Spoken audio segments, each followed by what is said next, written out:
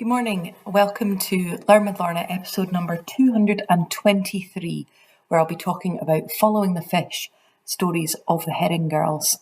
My name is Lorna Steele-McGinn. I'm the Community Engagement Officer with the Highland Archive Service, and we have 4 archive centres in the Highlands of Scotland, in Inverness, in Fort William, in Portree and in Wick.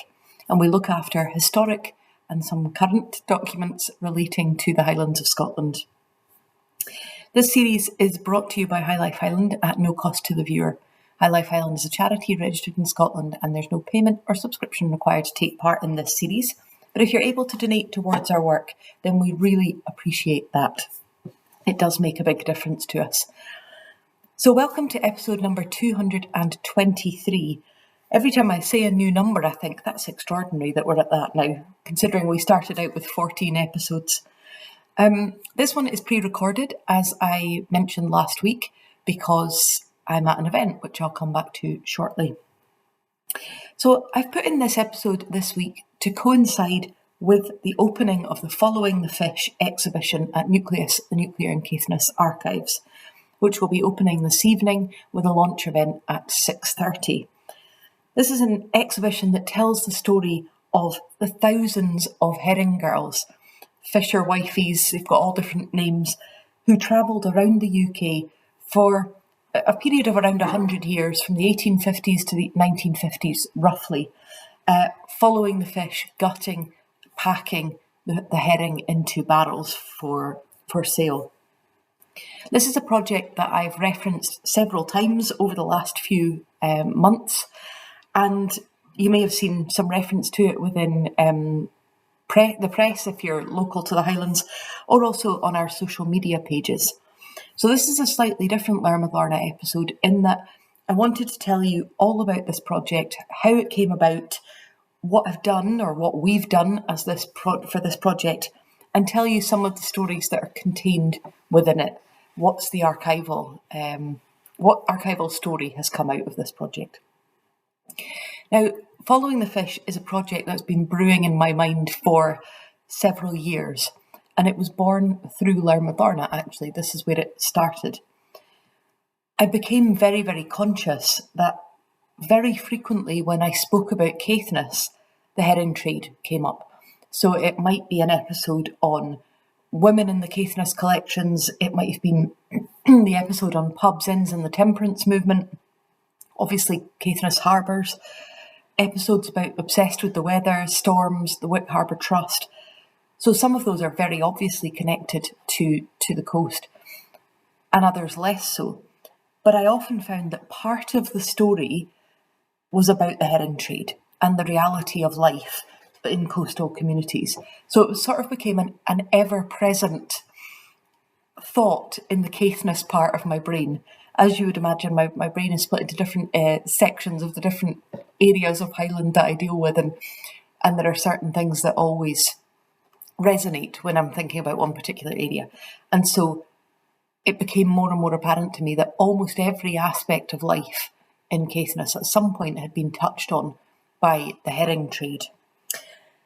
My thoughts then about the herring girls in particular and their role within that industry was really sparked by two things, or was really sharpened into focus by two particular things. These women who travelled round the coast, gutting and packing millions of herring a week. So important to the economy, so important to that industry.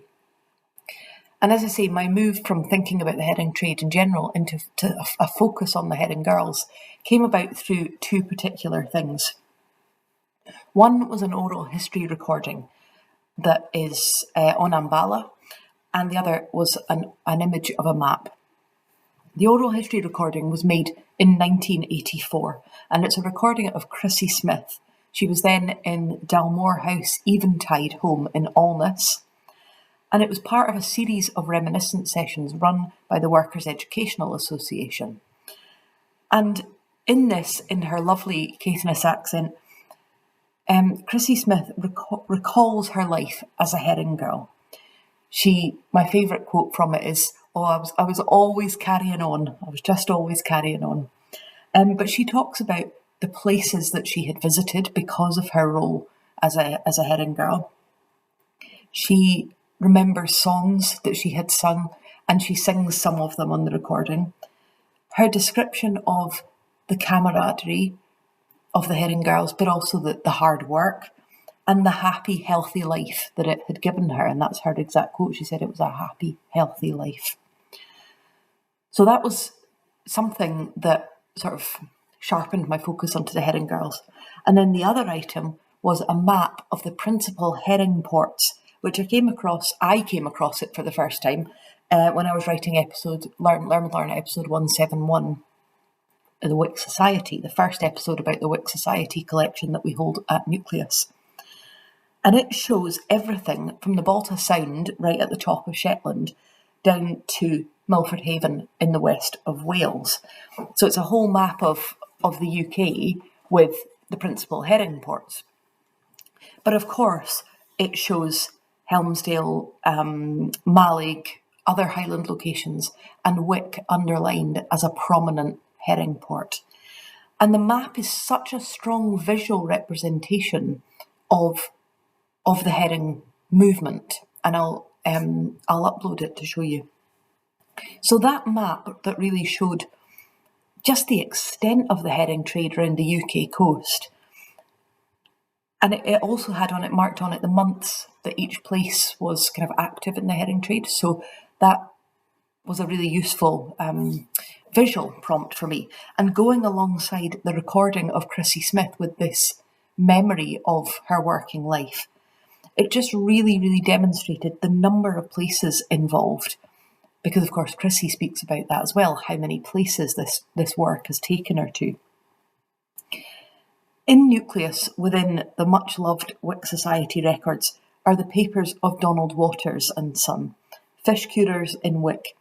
And within that collection, I knew that we had papers relating to the employment of the herring girls, the recruiting and enrolling of herring girls from the Western Isles, particularly Lewis in the collections that we've got, coming to Wick, and then evidence of them, of that company arranging their onward travel so they could follow the fishing fleet's route around the coast, going on to Great Yarmouth, to Lowestoft and Gorleston in Norfolk and Suffolk.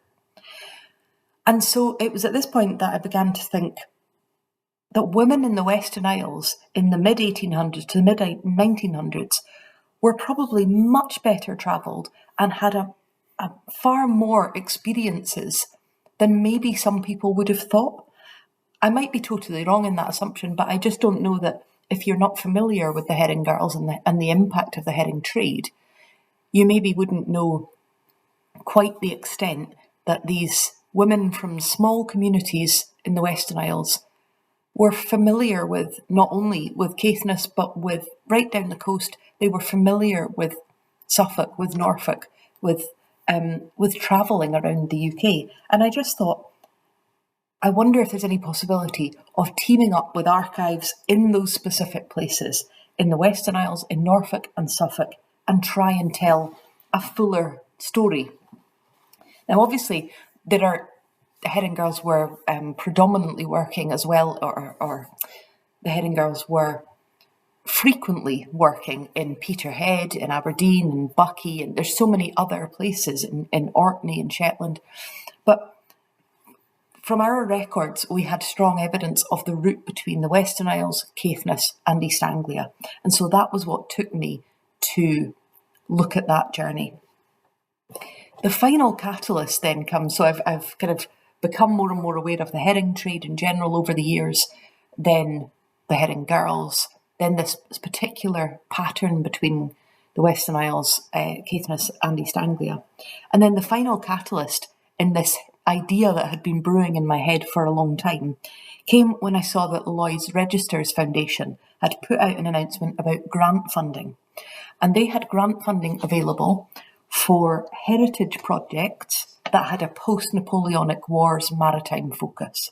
So that ticked all the boxes of the loose idea I had in my head, that this was something mid to late 1800s onwards. It's maritime, it's a heritage-based project. So then completely on speculation, I contacted Norfolk, Suffolk and Western Isles Archives to see if there was any possibility of doing a joint project with an exhibition at the end of it. And all of them said yes, which was wonderful.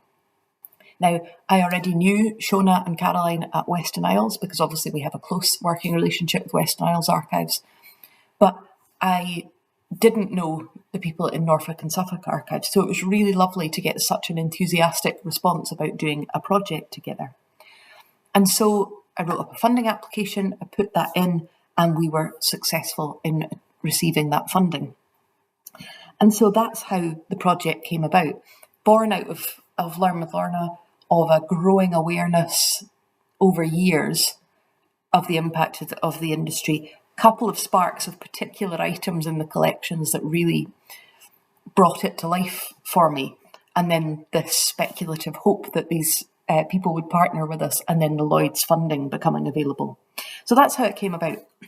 And I can honestly say it has been an absolutely, completely joyous project to work on. And as I say, although I already knew Shona and Caroline in Western Isles Archives in Tasclin and Nayland, it's been just such a delight to meet and to work with archive colleagues across East Anglia, particularly Emily, who is the Exhibition and Interpretation Officer, and Mandy, who's the Audience Development Manager at Suffolk Archives, who've done an absolute power of work on this project. And everyone involved in this project has given so much to it. So the staff at Nucleus, my lovely colleagues in the Caithness Archives, who I frequently mention, have done a lot of work on it. Emily and Mandy at Suffolk Archives, along with a whole team of volunteers who they recruited to work on this project. Shona and Caroline in Tasclin and Nayland, Gary in Norfolk, Jamie at Ambala. I'm just so grateful to every one of them because they've made something that was vague in my head that's been there for years into something that is a reality and is now at the point of completion. So what is coming to the point of completion? What did we apply for funding for? We applied to create 2 sets of banners for a touring exhibition. So this is 8 travelling banners accompanied by a box. The box is relevant, as we will see. And that box will contain a method of listening to audio recordings, including that original Chrissy Smith one that sparked the idea, as well as additional material, some beautiful illustrations for children to cover that were done for me by Sathya Illustration, some additional photographic material, some cuddly herring sourced by Suffolk Archives, all sorts of things. So we've created these 2 sets of this travelling exhibition, and also an online exhibition for those of you who are not able to get in and see those physical exhibitions. We all started with our own collections. For Nucleus, this meant researching through the papers of Donald Waters and Son in the Wick Society records, the Johnson collection, and various other collections.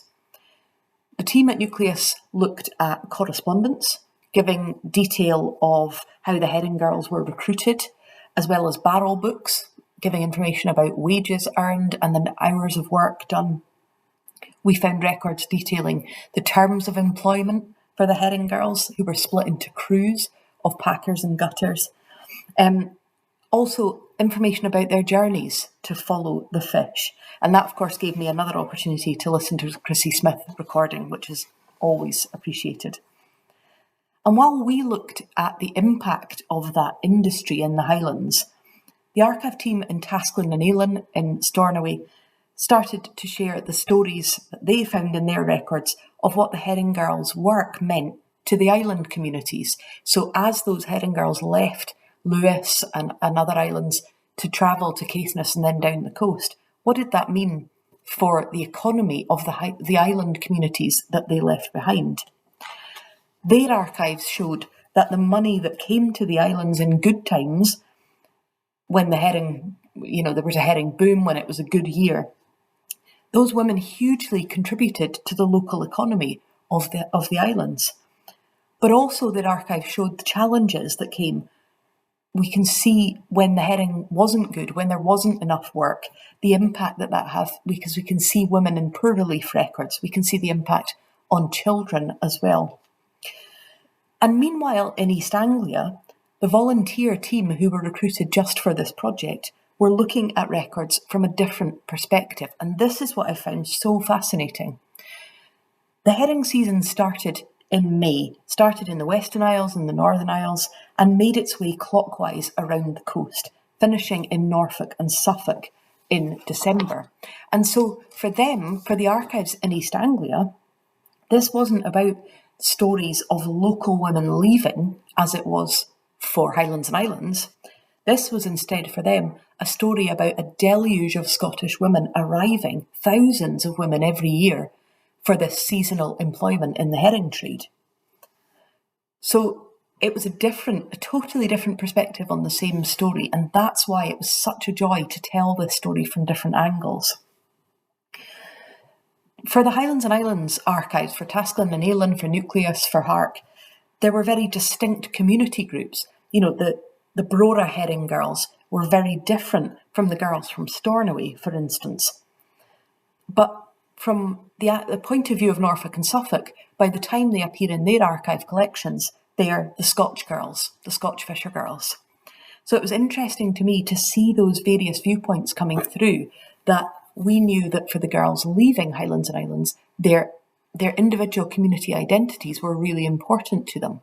But as is inevitable, by the time you get somewhere further away, you become amassed as Scottish, and that's all.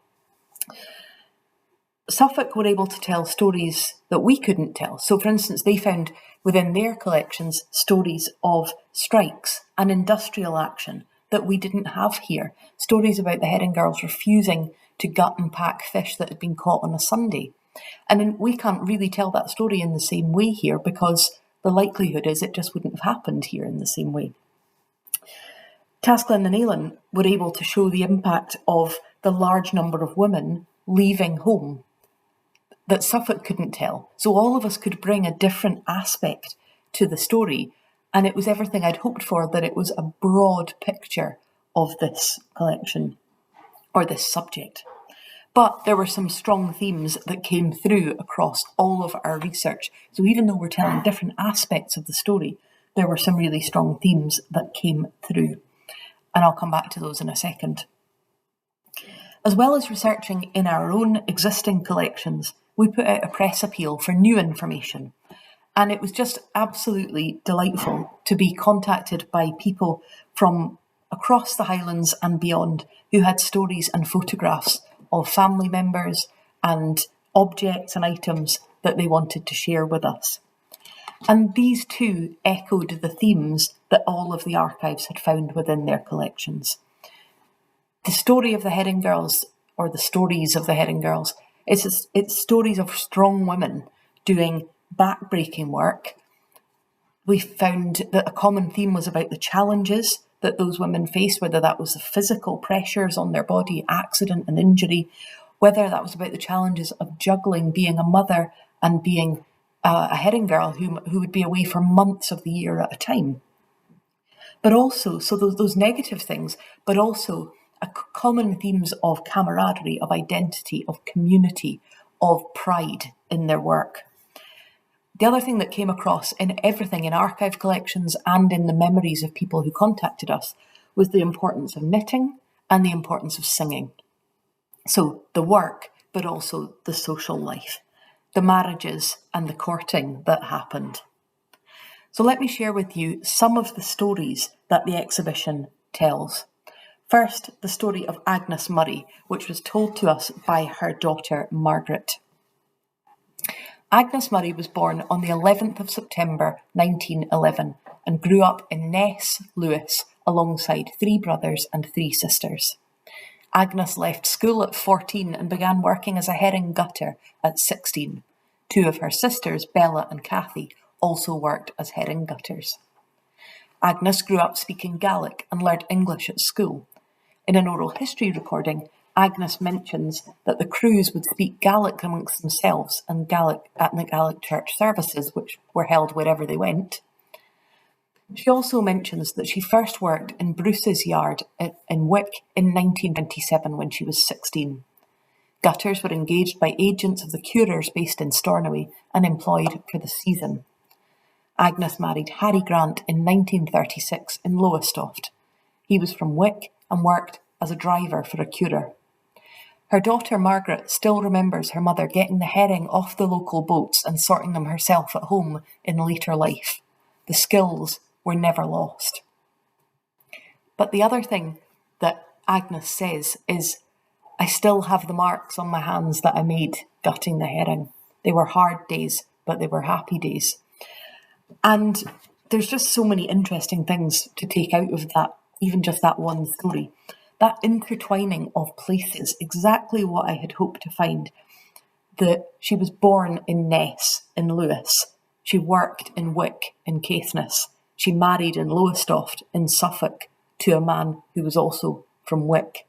So that journey and that the reason, kind of justification for me of why I contacted those specific places. The Gaelic identity comes across in that.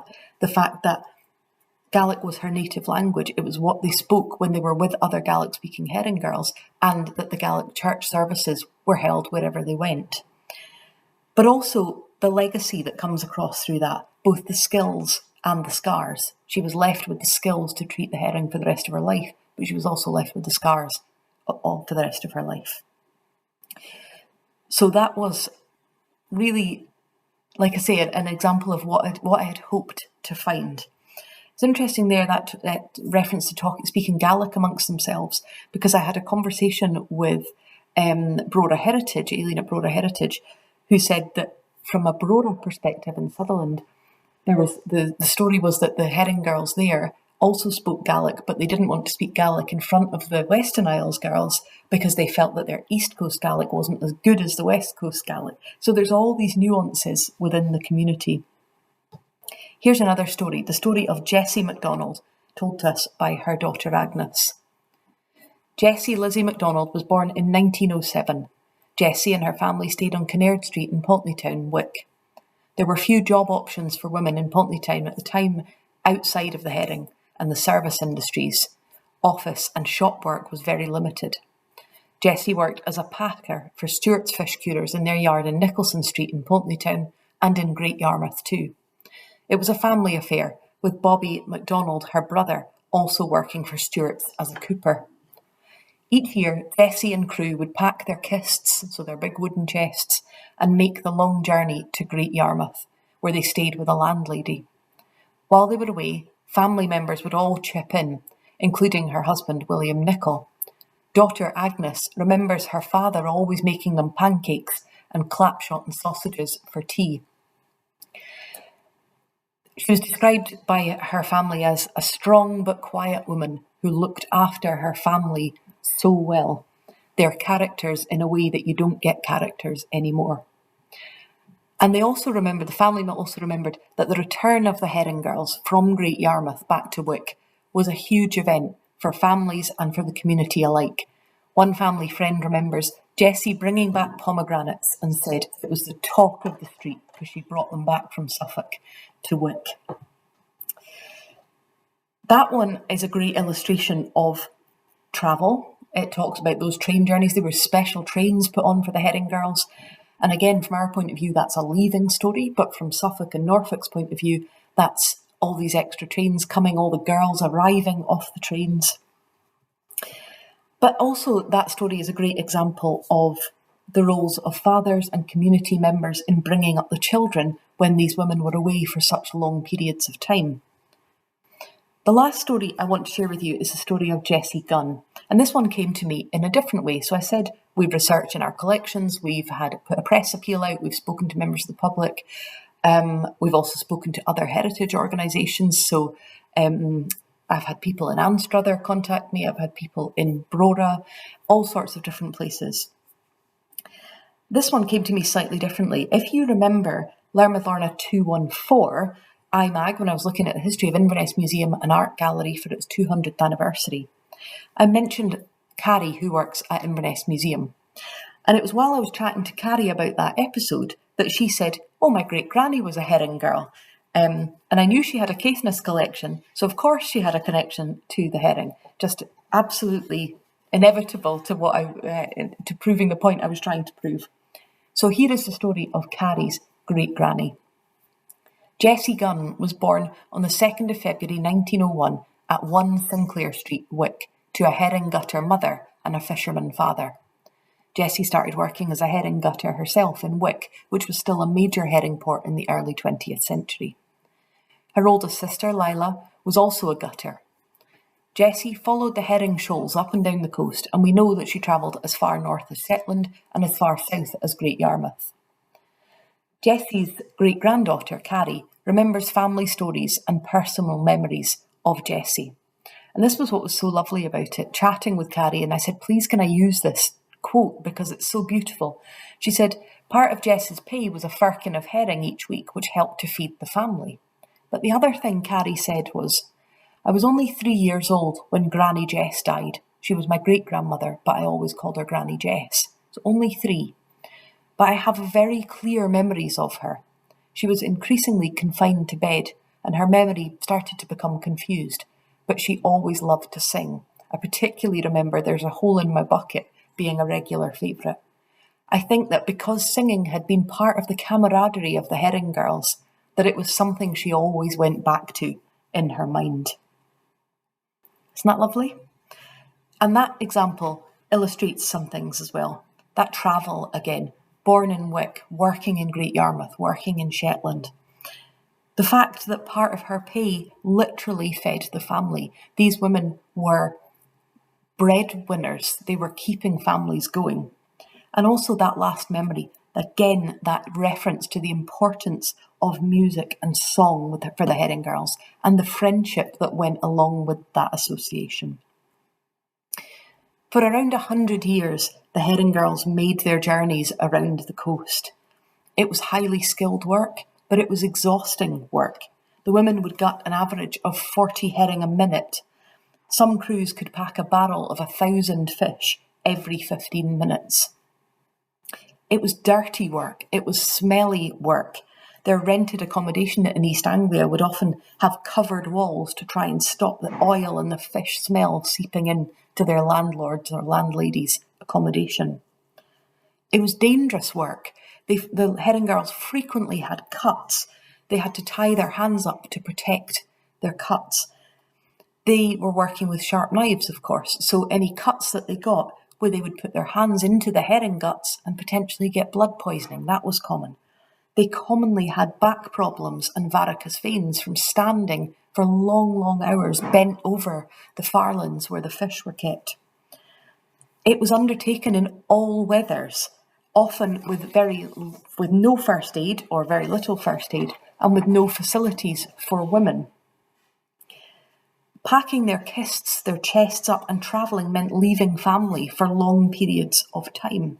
So there are a lot of downsides to being a herring girl, but it brought income and it brought freedom and it brought travel and friendship and relationships and again, a camaraderie and an identity. For some, it was an unpleasant necessity. You need a job, this is a job. For some, it was better than going into service.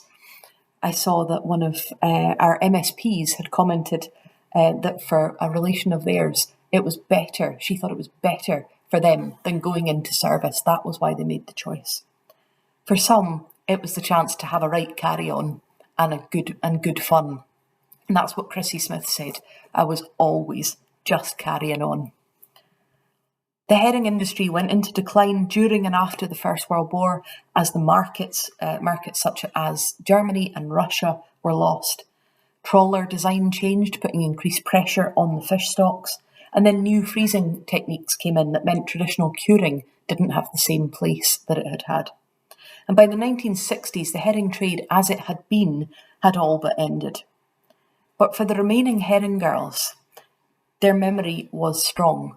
And their legacy has lived on in communities, in families. You know, we've heard stories from individuals who remember grannies, great-grannies, mothers. But also, the very reason I came to this project is that their legacy lasts in the collections. We see their footprint there. And following the fish has been an absolute privilege to work on. I'm so pleased it happened. Having had this vague idea for many years in the back of my head, I'm so pleased that it's happened. I'm so pleased that we're able to tell the stories of these women, this difficult work, the husbands and children and family members who supported them. So my thanks again to colleagues and volunteers at all the partner archives and organisations, as well as to members of the public and other organisations who came forward with content. It's so much appreciated that you took this story to your heart as much as you did. If you're in Caithness this evening, the official launch of the Caithness, the Scottish side of the exhibition, is at 6:30. I'll be there with my colleagues from Nucleus, as well as colleagues from Suffolk Archives who are coming up for the launch. The exhibition will then remain in Nucleus to be seen till the end of May, before touring across venues in the Highlands and Islands over the next 2 years.